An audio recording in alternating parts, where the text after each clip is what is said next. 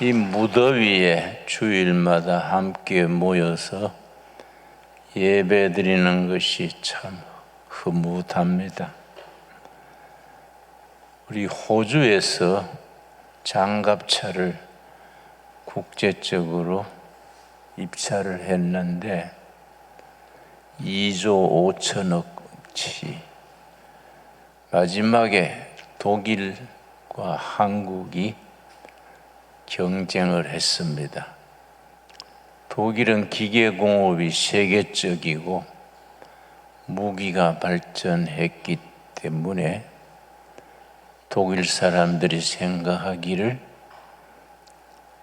코리아가 조그만한 나라가 어떻게 경쟁을 하냐, 기분 나쁘다 그랬는데 지난주에 독일이 져버렸어요. 한국이 거기에 선정이 돼서 2조 5천억짜리 장갑차를 한국이 발주하게 됐습니다. 참 감사한 일이지요. 원자력 발전소가 폴란드에서 이번에 입찰을 했는데 미국과 한국이 경쟁을 했습니다. 미국이 한국에 권하기를 우리가 맡을 테니 한국이 하청을 하면 되지 않냐. 그러니까 한국이 우리도 기술이 당신들보다 나은데 왜 하청이냐? 정당하게 같이 경쟁하자. 그래서 미국이 기분 나쁘다 그랬는데 한국이 입찰을 받았습니다. 참 귀한 일이지요. 격세지감이지요. 나라의 국력이 하나님이 보호하사 어려운 조건에서도 날로 실력을 갖추어 가고 있습니다. 지금은 이제 카나다에서 잠수함을 12척을 발주를 하는데 카나다는 조선소가 없으니까 카나다 잠수함 거기 60조입니다. 60조. 일본과 한국이 지금 경쟁하고 있습니다. 그 60조 잠수함을 한국이 따느냐, 일본이 따느냐, 아주 경쟁이 치열합니다. 예. 우리나라가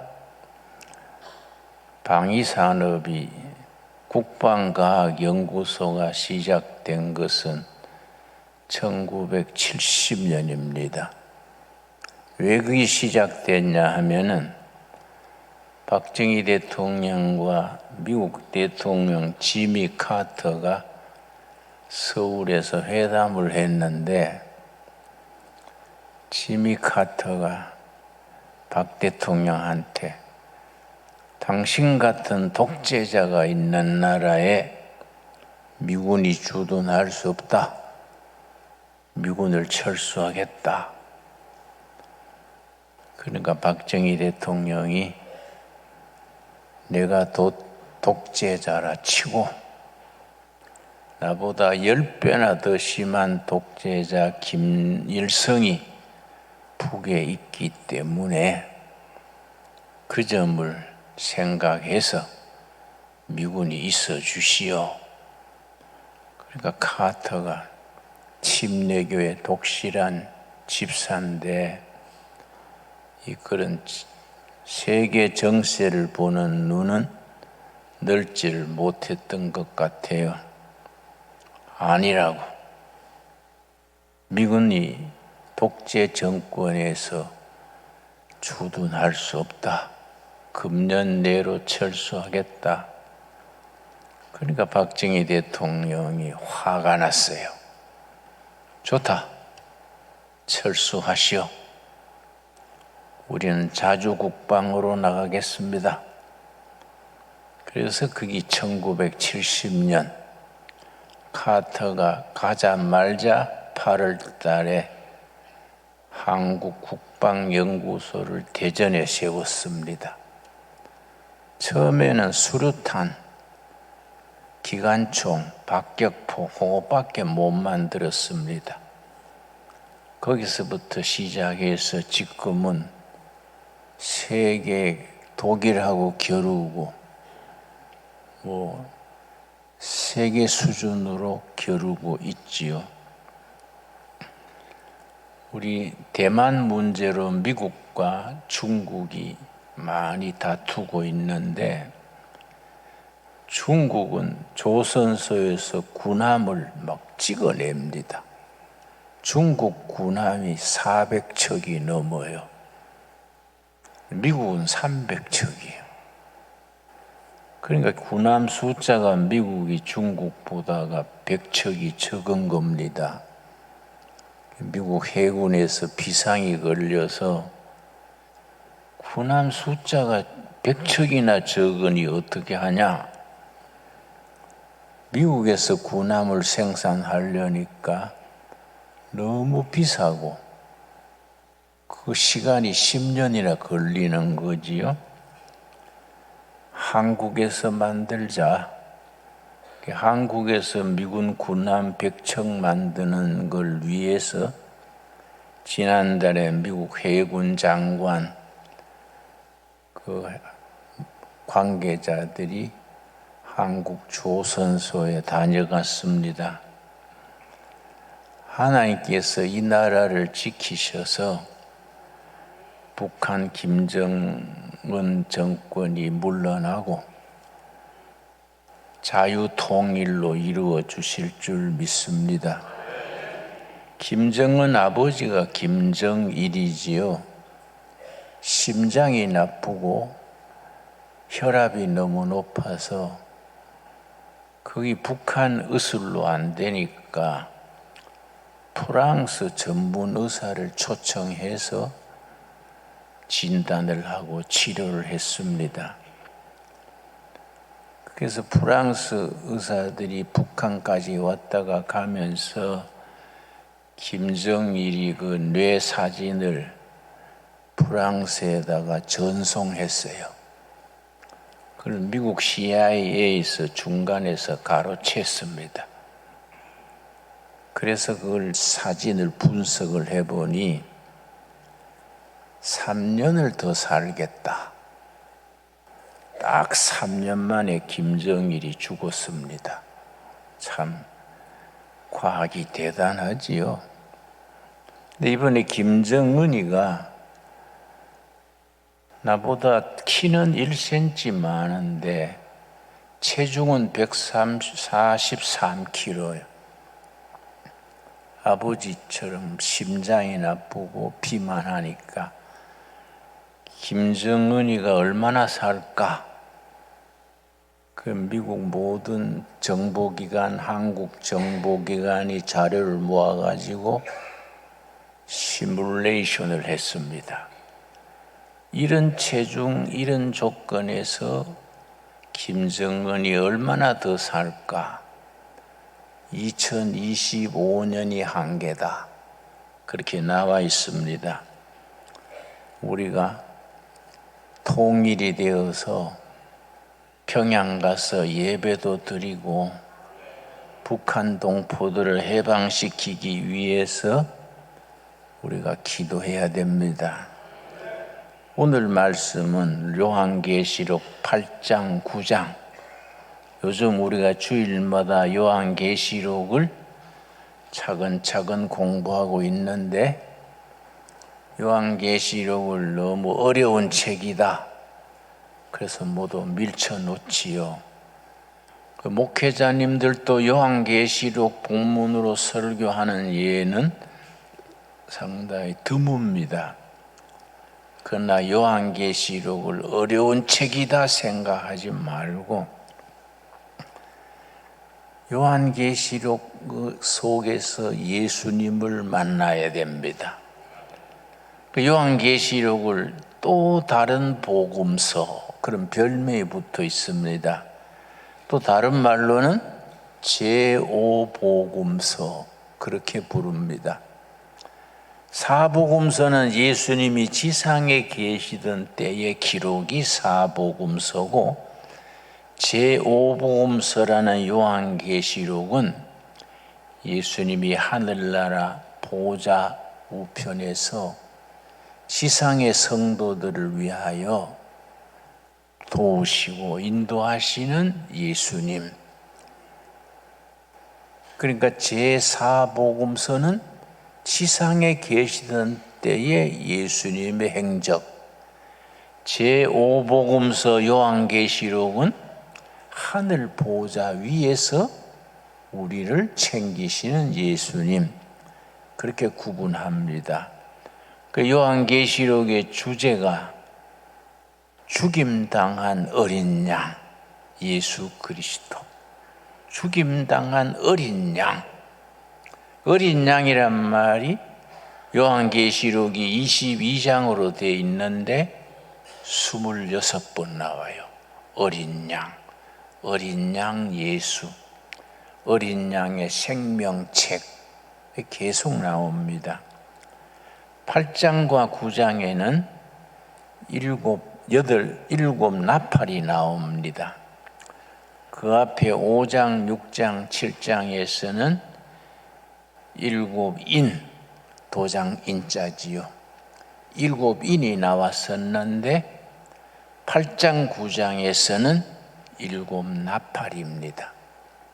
일곱 인은 교회를 핍박하고 성도들을 순교시키던 로마 황제가 교인들을 핍박하는 얘기가 일곱 인이고, 8장 9장에 나오는 일곱 나팔은 하나님의 권세가 교회를 핍박하는 세상 권세를 징계하는, 그게 일곱 나팔입니다. 8장 1절 말씀.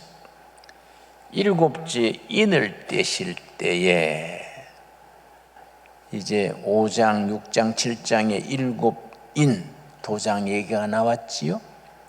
7장까지 6인이 나왔습니다.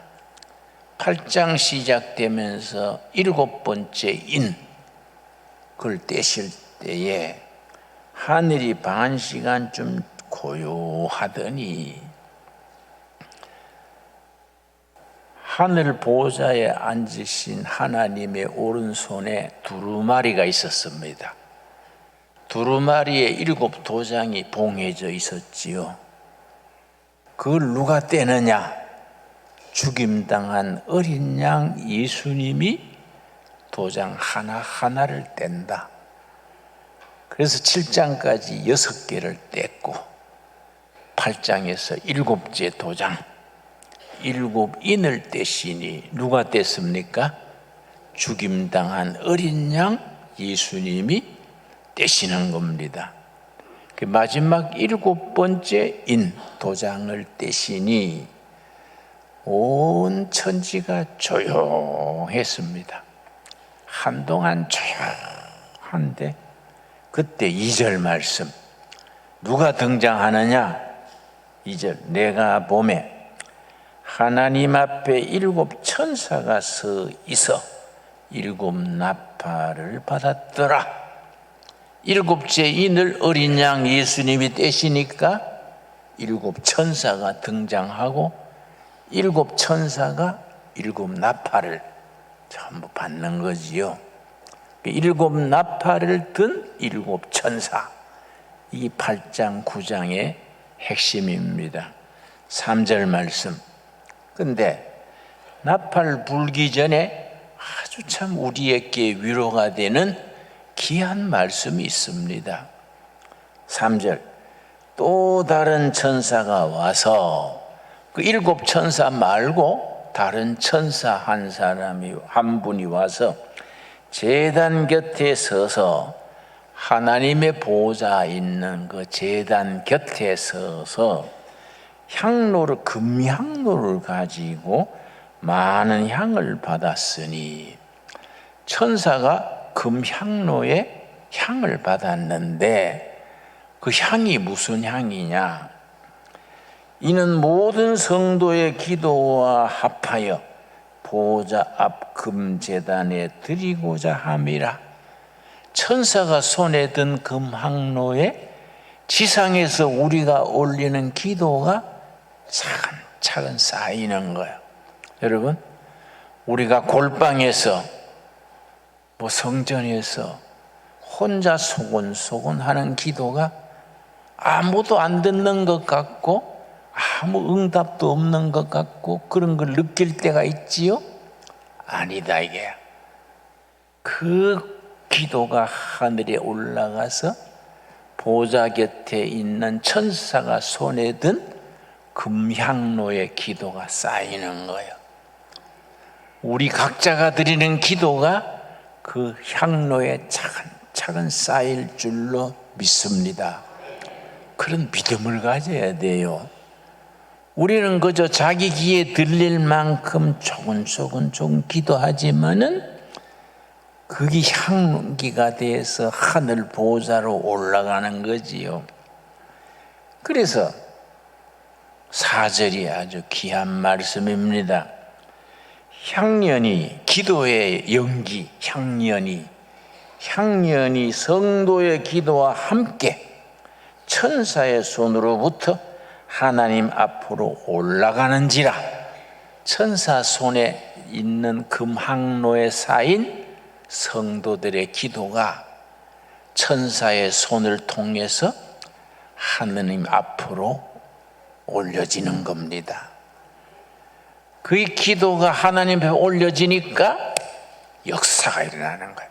드디어 마침내 역사가 일어나는 겁니다. 그 5절이죠. 5절. 천사가 향로를 가지고 제단에 불을 담아다가 땅에 쏟음에 우레와 음성과 번개와 지진이 나더라. 때가 돼서 그 기도 향로가 가득 차서 하나님께 올려지니까 하나님이 그 향로를 받으시고 지상의 역사가 일어나는 겁니다. 우레, 음성, 번개, 지진, 역사가 일어납니다. 역사가. 우리의 작은 목소리의 기도가 언젠가 이 땅에 큰 역사를 일으키게 될 줄로 믿습니다.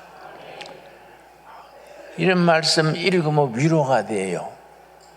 우리가 혼자서 기도 드릴 때 아무 반응도 없고 뜨겁게 임하는 것도 없고 하나님의 응답이 있는가 없는가 그런 마음 들 때가 있습니다. 그러나 요한계시록은 아니다. 그 기도의 연기가 향연이 하늘로 올라가서 보좌 옆에 있는 천사 손에 있는 금향로에 쌓인다. 쌓여서 때가 되면 하나님께로 드려져서 지진, 번개, 우레, 지상의 역사가 일어난다 이거죠. 그리고 이제 천사가 7 나팔을 차례대로 부는 겁니다. 첫 번째 나팔이 뭐이냐? 8장 7절. 첫째 천사가 나팔을 부으니 피 섞인 우박과 불이 나와서 땅에 쏟아지매 땅의 3분의 1이 타버리고 수목의 3분의 1도 타버리고 각종 푸른 풀도 타버렸더라. 첫 번째 나팔 소리에 지상에 땅의 3분의 1이 메마르고 불타고 땅의 역사가 일어나는 겁니다. 하나님께서 지상에 넘치는 죄와 압제와 성도를 핍박하고 교회를 핍박하는 거기에 대해서 하나님이 보복하시는 거예요. 두 번째 나팔 8절입니다. 8절. 둘째 천사가 나팔을 부으니 불붙는 큰 산과 같은 것이 바다에 던져지매. 첫째 나팔은 땅, 둘째 나팔은 바다, 셋째 나팔은 강, 넷째 나팔은 해와 달과 별. 이 하나님의 진노가 임하는 겁니다. 왜 네 가지를 다 들었느냐? 첫째 나팔에 우레와 불이 나서 땅의 3분의 1이 타버리는 재앙이지요. 둘째 나팔분이 바다에 바닷물의 3분의 1이 핏빛 돼버리고 오염이 되는 거지요. 세 번째 나팔은 하나님께서 강이 그래 변해서 강 3분의 1이 메마르고 거기에 있는 생명이 죽고 재난이 오는 겁니다. 이것이 출애굽기에 나오는 10가지 재앙과 아주 닮았어요. 내용이 아주 비슷합니다. 넷째 나팔 12절이죠. 12절. 넷째 천사가 나팔을 부으니 해 3분의 1, 달 3분의 1, 별 3분의 1이 타격을 받아 3분의 1이 어두워지고, 전부 다 3분의 1씩이지요? 왜 전체가 아니고 3분의 1이냐? 회개할 기회를 주시는 겁니다. 다 망하게 하는 게 아니고 3분의 1만 재난을 일으키셔서 하나님이 회개하고 돌아와라 기회를 주시는 거예요. 그래서 재난을 하나님이 주시되 3분의 1만, 나머지 3분의 2는 아껴 두는 겁니다. 왜냐? 회개할 기회를 주시는 거지요. 그런데 교회를 핍박하고 성도들을 순교하게 하던 로마 황제, 네로 황제, 도미티아누스 황제, 이런 황제들이 회개했느냐? 아니다야. 더 강팍해졌어. 출애굽기에 나오는 역사처럼 바로 왕이 더 강팍해져 가지고 고집부리지 않습니까? 그 회개하지 않고 강팍해지니까 13절, 이제 7 나팔 중에 몇 개 남았습니까? 3개가 남았지요?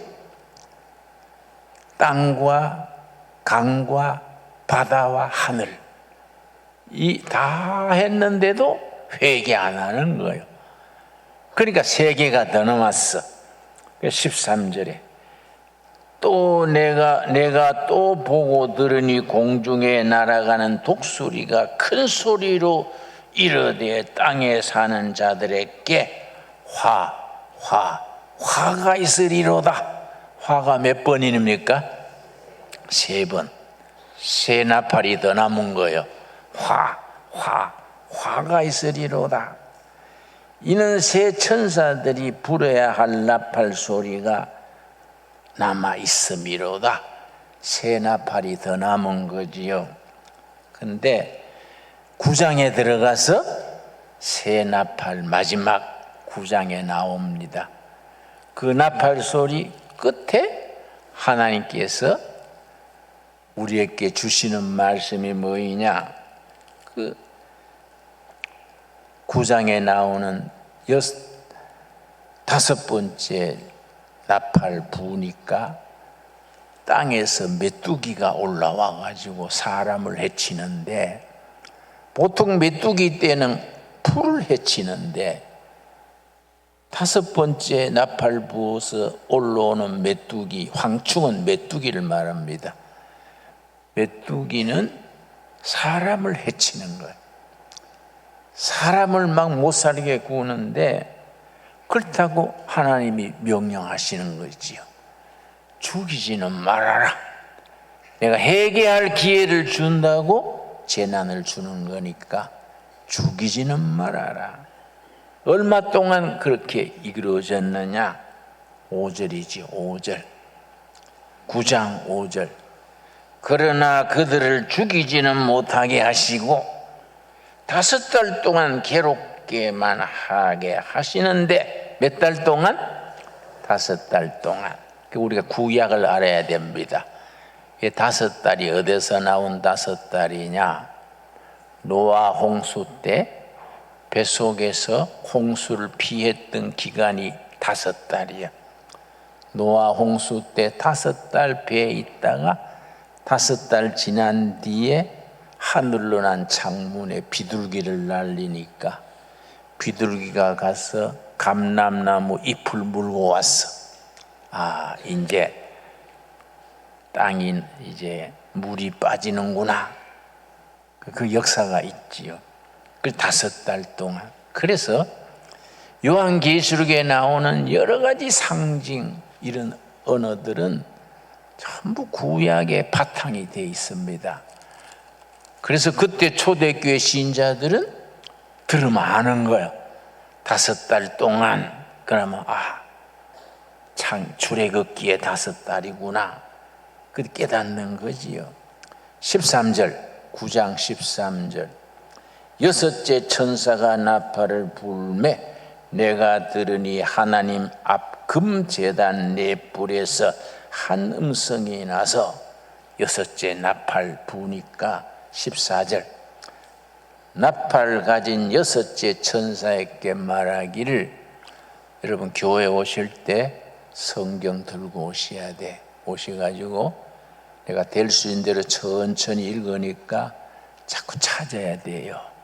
응? 안 찾고 그냥 앉아 있으면은 신앙이 뿌리를 내리지 못해요. 명심하시지요? 그 성경을 이 성경 저 성경 바꾸는 게 아닙니다. 우리 학교 다닐 때 콘사이스, 자기 손에 콘사이스 따로 있잖아요. 안 가져가 가지고 친구 콘사이스 빌려가 하면 잘 안 찾긴다고요. 자기 손에 딱 맞는 콘사이스, 성경을 손에 익숙하게. 저는 성경이 보이지요. 얼마나 낡았습니까? 내가 너무 이 성경이 귀해가지고 이걸 바꾸지를 못해요. 왜냐? 이거 성경 읽다가 은혜 받고 눈물 떨어진 자리도 있고 그 옆에 토를 달기도 하고, 그래서 이렇게 낡아도 이 성경을 그냥 계속 보고 있지요. 우리 신앙은 말씀의 신앙이기 때문에 그냥 교회 빈손으로 와가지고 앉았다가 뭐 예배 본다 그러면 영적으로 자라지를 못해요. 자, 요한계시록 9장 13절에 몇째 나팔이지요? 6째 나팔. 자, 이번에는 점점 재난이 심해지는 겁니다. 15절. 내 천사가 놓였으니 그들은 그 연월 일시에 이르러 사람 3분의 1을 죽이기로 준비된 자들이더라. 3분의 1이 죽는 겁니다. 어떤 사람이냐? 이마에 도장을 받지 못한, 도장 받은 사람이 몇 명이지요? 14만 4천 명. 그 환난 기간이 시작되면서 하나님께서 하나님의 백성들에게 마지막까지 인내로 믿음을 지키는 자들의 이마에 도장을 찍어요. 그 숫자가 14만 4천이야. 그 지상의 재난으로 3분의 1이 죽어나갈 때 이마에 도장받은 14만 4천은 안전한 거죠. 천사가 지켜주는 겁니다. 근데 그 사람 외에 3분의 1이 죽었다. 충분히 가능한 일입니다. 왜냐? 중세 때 유럽의 패스트, 쥐가 옮기는 병이 패스트지요? 패스트로 삽시간에 유럽 인구의 절반이 죽었습니다. 절반. 그런 재난이 있었습니다. 코로나 독감 이번에 모두 고생했지만은 20세기에 들어와서 스페인 독감은 5천만 명이 죽었습니다. 그런 재난이 주기적으로 옵니다. 코로나 독감 지나갔다고 끝난 거 아닙니다. 회개하지 아니하고 하나님의 뜻을 따르지 않고 인간들이 죄짓고 열심히 못되게 살면은 코로나는 양반이요, 양반. 코로나 몇 배가 되는 재난이 언제든지 올 수 있는 거지요. 그래서 요한계시록 8장 9장 읽으면서 이거는 우리가 온 인류가 회개하지 아니하고 하나님 앞으로 돌아오지 않으면은 언제든지 닥칠 수 있는 재난이지요. 그런데 3분의 1을 죽이는데 어떤 군대를 동원하느냐? 16절 마병대의 수는 2만 만이니 내가 그들의 수를 들었노라. 말탄 군대가 몇 만이라고요? 2만 곱하기 만이면 얼마입니까? 2억이지요. 2억. 그래 내가 참 성경 해석을 잘해야 되는 것이 내가 시골 교회에서 자라면서 어릴 때 들은 기억인데 그 목사님이 이 2만만을 중국 군대다. 군대를 2만 동원할 수 있는 나라는 중국밖에 더 있냐? 중국 군대가 이스라엘에 공격을 해가지고 아마겟돈이라는 전쟁터가 있습니다. 중국 군대가 2억이 침공해서 아마겟돈에서 하나님의 백성들과 전쟁을 벌인다. 그때는 그게 굉장히 진리인 줄로 들었는데 모두 아멘 아멘 했는데 지금 보면 우습지요. 그렇지요? 이게 영적인 숫자라는 게 굉장히 중요합니다. 요한계시록의 숫자는 상징입니다. 상징. 그래서 숫자를 굉장히 중요시합니다. 7, 12 하늘의 수가 3, 땅의 수가 4, 동서남북. 하늘의 수는 성부, 성자, 성령 3이지요. 땅의 수는 동서남북, 사복음 합치면 7이지요. 7은 하나님의 숫자예요. 완전수지요. 완전수. 근데 완전수에 1을 빼면 6이지요. 하나님 비슷한데 가짜야. 사탄의 수가 6이지요. 그래서 666 그래 나오는 겁니다. 그런데 하늘의 수 3하고 땅의 수 4를 곱하면 얼마입니까? 3, 4, 12 12제자, 12지파, 12아들, 12문 이게 쫙 나가지요. 그런데 12제자하고 12지파를 12 곱하면 얼마입니까? 144지요. 144의 많은 숫자, 많다는 걸 나타내는 숫자는 1000입니다. 1000. 그 144에 1000을 곱하면 14만 4천이지요. 그래서 이 요한계시록이 숫자를 통해서 어떤 메시지를 전하는 겁니다. 이걸 임의로 풀어가지고 괜히 여기 계시록 9장에 16절에 군대가 2만만이다 해서 중국 군대 2만이 예루살렘을 침공하는구나 멋대로 해석을 하면은 엉뚱한 답이 나오는 겁니다. 성경이라는 것은 아주 조심해서 영적으로 이해해야 되지요. 예. 그런데 하나님이 원하시는 건 뭐이냐? 20절이지요. 9장 20절. 이 재앙에 죽지 않고 남은 사람들은 손으로 행한 일을 뭡니까? 회개하지 아니하고. 하나님이 재앙을 계속 내리시는 것은 회개할 기회를 주시는 거예요. 회개할 기회.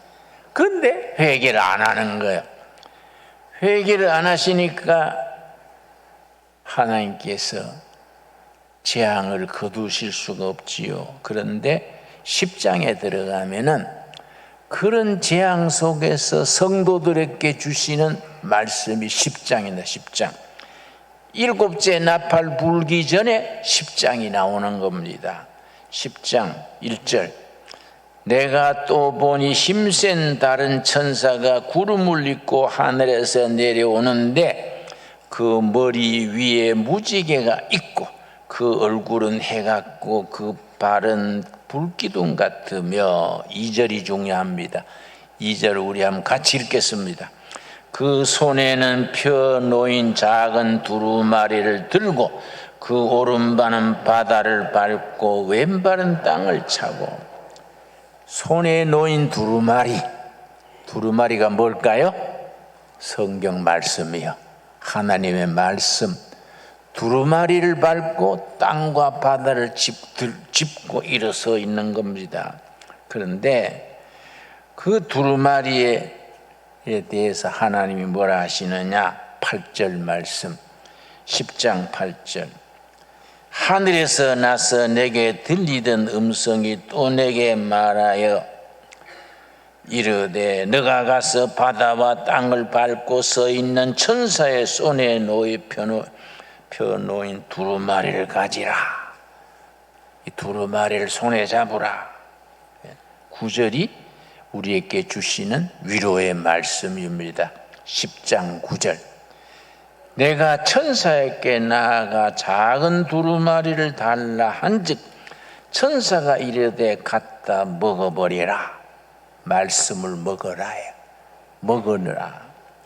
너 배에는 쓰나 입에는 꿀같이 달리라. 이 말씀이 달고 쓰다예요.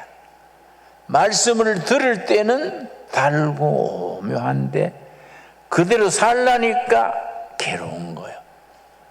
그래, 말을 듣기는 쉬운데 삶으로 실천하는 것은 고난이지요. 그 두루마리 말씀이 입에는 달고 뱃속에 들어가서 고통이 오는 겁니다. 듣기는 감사하고 아멘 하는데 그대로 살라니까 힘들어. 그러나 그 두루마리 말씀을 듣고 그렇게 고난을 무릅쓰고 사는 자가 하늘 영광에 참여하는 거이지요. 이 말씀이 우리에게 양식이 될 수 있게 되기 바랍니다. 우리 다음 주에는 또 11장 12장 읽도록 하겠습니다. 기도하겠습니다. 하나님 감사합니다. 우리에게 말씀의 두루마리를 주시면서 너 입에 먹어라. 입에는 달고 몸에는 쓰겠다 하셨습니다. 달고 오묘한 말씀을 고난을 무릅쓰고 실천하여 하늘의 영광에 참여케 하여 주시옵소서. 예수님 이름 받들어 기도드렸사옵나이다. 아멘.